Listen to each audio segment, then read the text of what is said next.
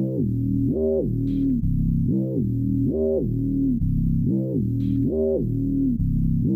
some candy? I have come here to chew bubblegum and kick ass. I'm all out of bubblegum. Well, hello, Mr. Fancy Pants. I hear you looking for candy, man, bitch. Give me some sugar, baby. Like scary movies. Uh-huh. Want some candy?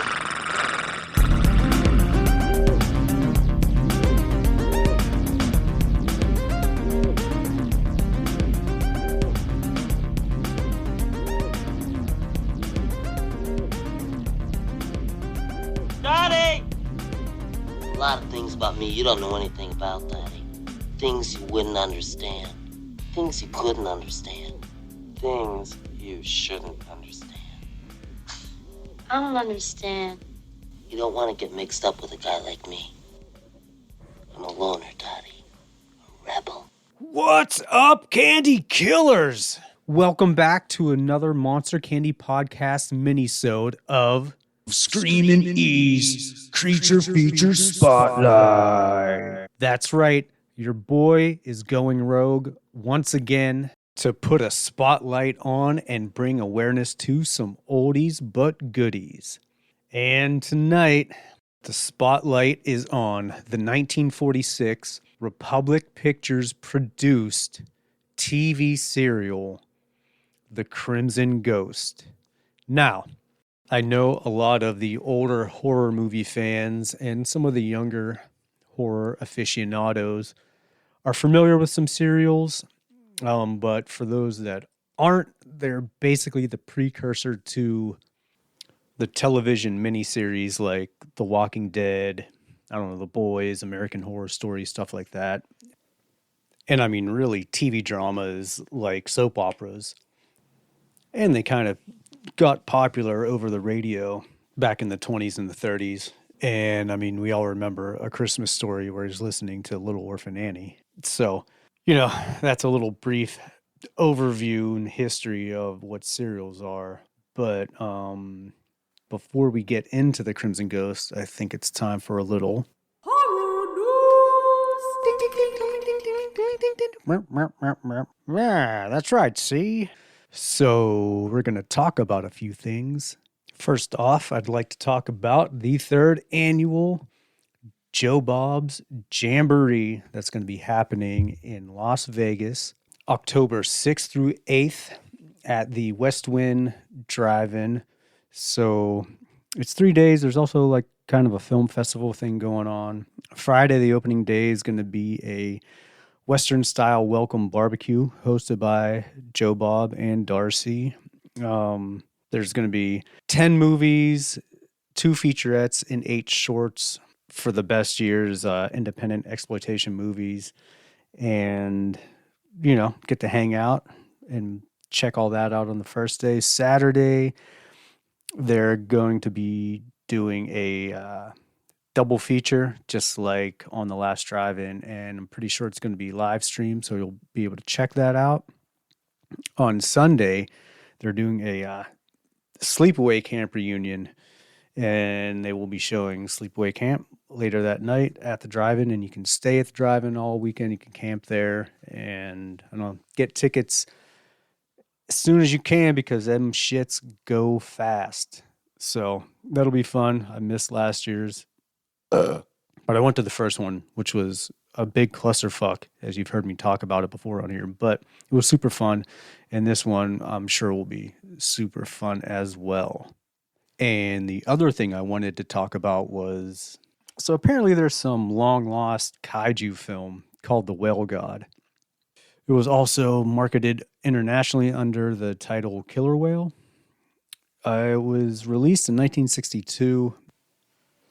And I guess had some crazy life-size kind of special effects. There's a trailer of it on bloodydisgusting.com, and it looks pretty cool.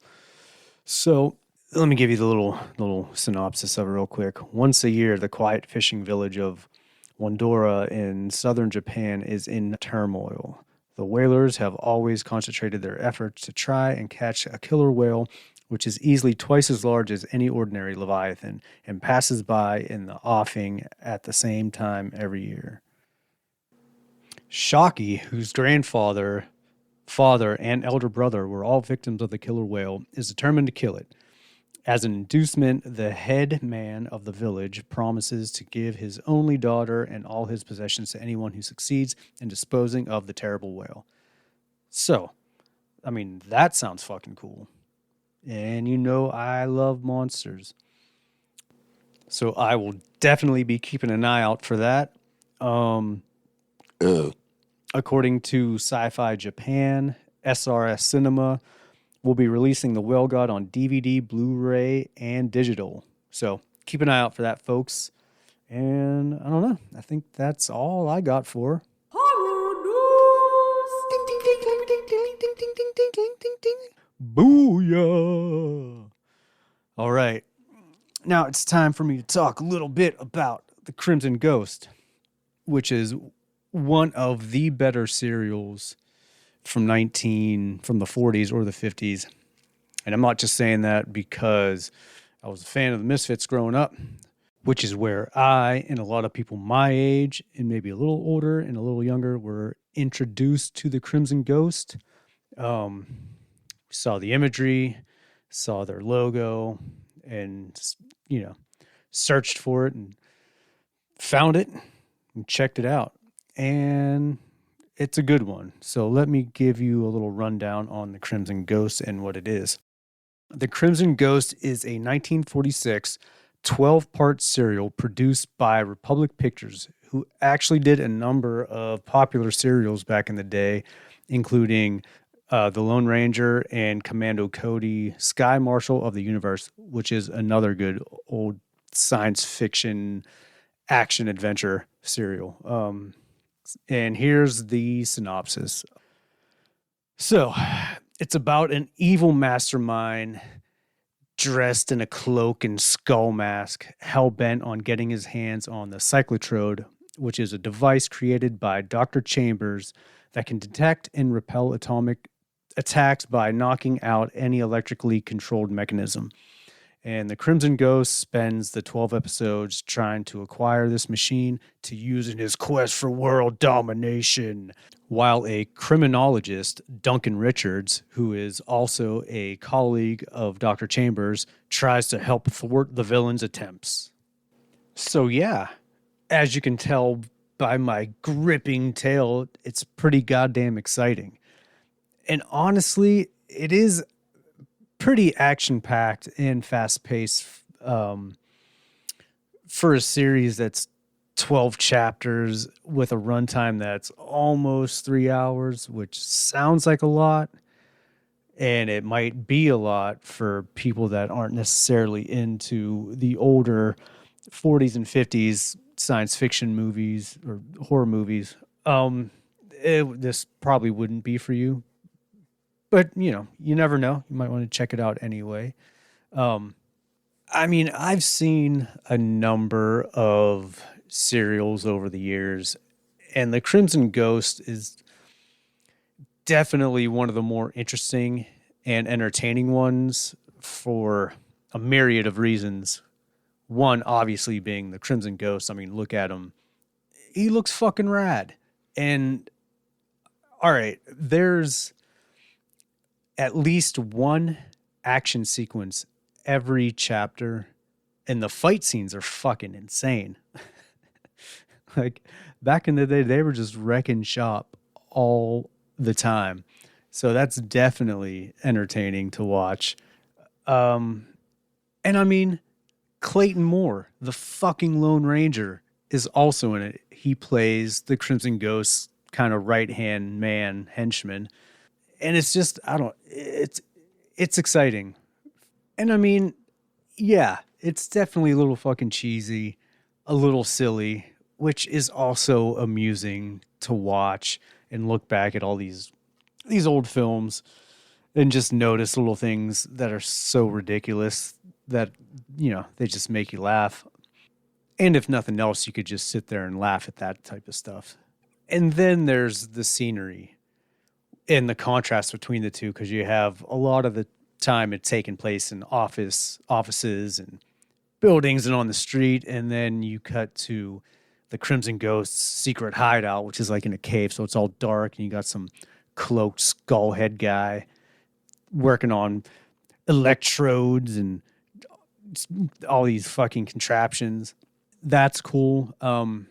There's like two versions floating out there in the 90s, late 90s. They re-released it, a colorized version on VHS, which I have.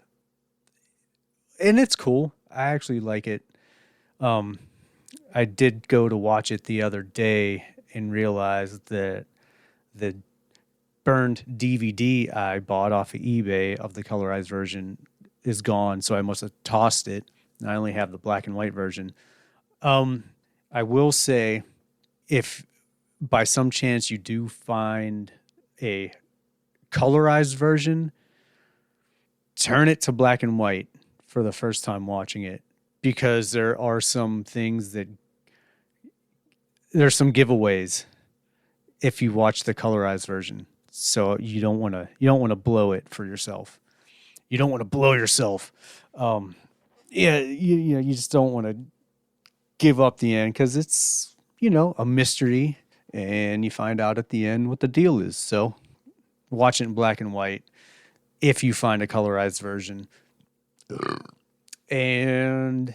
or don't, because some people never picked up on the little clue or clues. I don't know. There might be more than one. So you might not even notice, but I would just suggest it in case you start looking for clues. Yeah, man, I don't know. I think it's a real fun serial and something a lot of people know of it or have seen clips from it, but might not, especially the younger folks who might not have seen the whole thing, or even, you could find burned copies on eBay still, so you could check it out there. But yeah, if you like old classic movies and serials and you haven't seen this one yet, I would definitely check it out, because it's a good mix of science fiction with horror imagery, with suspense and action, and it's just fun. This is definitely one we'll be doing on the podcast, so I'm not going to give any candy corn scores. And you can obviously tell I like it, but I won't give my final score until we actually do the episode. So, on that note, you little jagoffs, thanks for tuning in to another Monster Candy Podcast minisode, and check us out next time when we got the gang back together and can get back to our regular episodes. So, see you later, you little hoe bags. Candyman, bitch. Give me some sugar, baby. Like scary movies. Want some candy?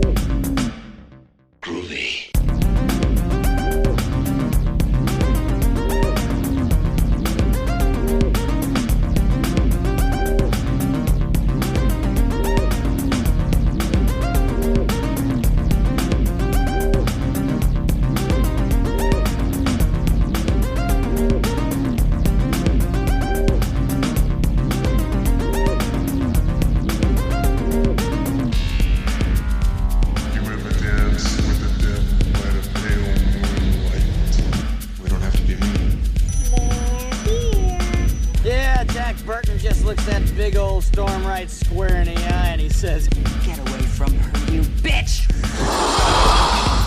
You're gonna need a bigger boat. Your move, creep. Listen to them. Children of the night. What music they make.